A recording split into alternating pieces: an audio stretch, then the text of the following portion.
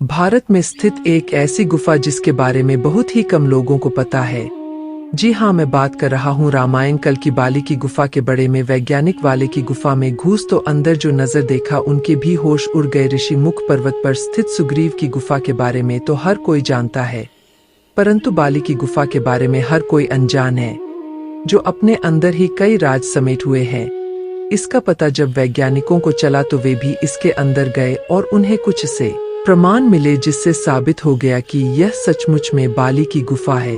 परंतु उस गुफा के अंदर से उन्हें ऐसा क्या मिला जिसके बाद उनके भी होश उड़ गए। दोस्तों, क्या हुआ कि बाली को अपने भाई से ही दुश्मनी हो गई, जिसके पीछे का कारण था वो गुफा जिसे आज हम बाली की गुफा के नाम से जानते हैं। एक बार की बात है जब मायावी नाम के राक्षस ने बाली को युद्ध के लिए ललकार, बाली उसके पीछे भागा और वो राक्षस भागते भागते एक गुफा के अंदर जा पहुंच। बाली ने उस गुफा के द्वार पर सुग्रीव को खड़ा किया और उस राक्षस का वध करने के लिए उस गुफा के अंदर चला गया। तकरीबन 1 साल बीत चुका था और बाली इस गुफा के अंदर से नहीं लौटा था। सुग्रीव को बहुत चिंता सता रही थी। उसने देखा कि गुफा के अंदर से तो खून बाहर आ रहा है।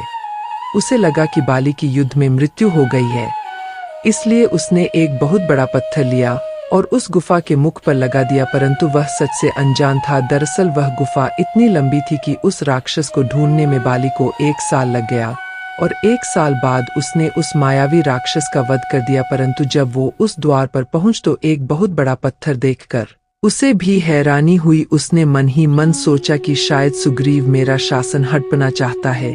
उसने जैसे तैसे वो पत्थर हटाए और वापस अपनी नगरी में पहुंचकर सुग्रीव को धक्का मारकर अपनी नगरी से बाहर निकाल दिया। जिसके बाद सुग्रीव अन्य वानरों के साथ ऋषि मुख पर्वत पर रहने लगे। जिसके बाद ऋषि मुख पर्वत सुग्रीव की गुफा के बारे में तो हर कोई जानता है, परंतु बाली की गुफा से हर कोई अनजान है। आज के समय में बाली की वही गुफा तुंगभद्र नदी के किनारे कर्नाटक के हम्पी शहर के आसपास के इलाके में है। वहां पर स्थित कुछ लोगों ने यह दावा किया कि यह वही बाली की गुफा है जिसमें बाली और मायावी रक्षा के बीच युद्ध हुआ था। वैज्ञानिक को इस बात का पता चला तो वे शोध करने के इरादे से बाली की गुफा में पहुंच गए, परंतु जब गुफा के अंदर पहुंचे तो उनको इस बात का अंदाज नहीं था कि वो कितनी लंबी है। वो पुनः गुफा के बाहर आ गए और इस बार अपने साथ खाने पीने की पूरी व्यवस्था करके दोबारा एक बार बाली के गुफा में घुस गए। गुफा इतनी लंबी है कि बाली को भी मायावी राक्षस को ढूंढने के लिए पूरा 1 साल लग गया था, परंतु वो धीरे धीरे गुफा के अंदर चलते जा रहे थे। उन्हें बस कुछ ऐसा प्रमाण चाहिए था जिससे ये सिद्ध हो सके कि ये गुफा सचमुच में बाली की गुफा है। वे 2-3 दिन तक इस गुफा में विचारण और शोध करते रहे, परंतु उनके हाथ कुछ भी नहीं लगा। परंतु ठीक 3 दिन बाद उन्हें अंदर से एक विशालकाय नाखून प्राप्त हुआ। वह नाखून कोई सामान्य नाखून नहीं था और ना ही किसी जानवर का नाखून था। वह सभी हैरान थे कि आखिर यह नाखून किस प्रजाति का है, जिसे शोध के लिए भेज दिया गया। जब वैज्ञानिक उस गुफा के और अंदर पहुंचे तो वहां पर उन्होंने जो देखा उन सभी के होश उड़ गए। दरअसल उस गुफा के अंत में एक अलग ही भाषा में कुछ लिखा हुआ था जो किसी के समझ में नहीं ये रहा था, परंतु वैज्ञानिकों ने इस पर शोध किया तो उन्हें पता चला कि यह लिखावट तकरीबन 5 से 6 हजार साल पुरानी है।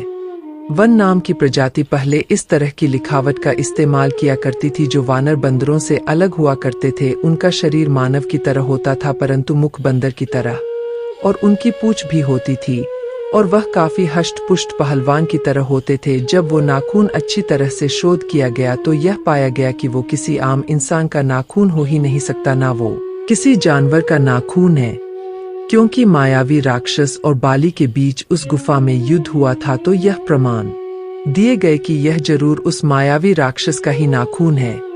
जिसके बाद वैज्ञानिकों ने भी इस बात पर मोहर लगा दी कि यह गुफा सचमुच में बाली की गुफा है, जो आज के समय में तुंगभद्र नदी किनारे कर्नाटक के हम्पी शहर के जंगली इलाकों में मौजूद है। इस घटना को लेकर आपके क्या विचार है, हमें कमेंट करके जरूर बताइएगा। अगर वीडियो पसंद आए तो लाइक, शेयर और चैनल को सब्सक्राइब करके बेल आइकॉन को प्रेस करना मत भूलिएगा। तब तक के लिए नमस्कार।